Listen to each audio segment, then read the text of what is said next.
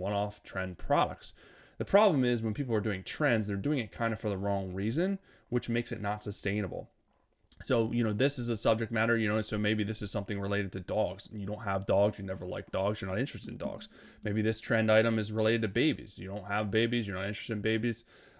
So this one's maybe drinking or wine.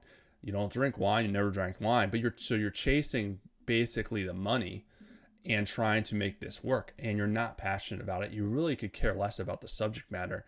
And it's really hard to showcase something that you don't care about.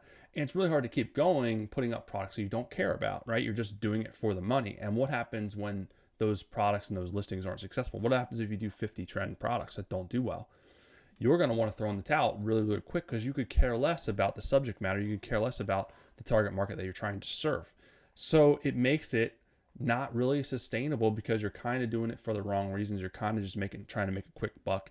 And it usually showcases, you can usually see the shops that are doing it, because they look kind of half-assed. They're not, their SEO isn't the best, their pictures aren't the best. They're just trying to get the listings up, and the listing quality is pretty poor. The pictures aren't as great, and the shop just doesn't look good either, because there's no flow.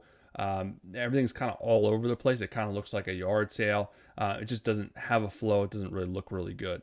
So that's there's a major component. So usually it comes down to the reasons behind why you're trying to do it and the sustainability of it.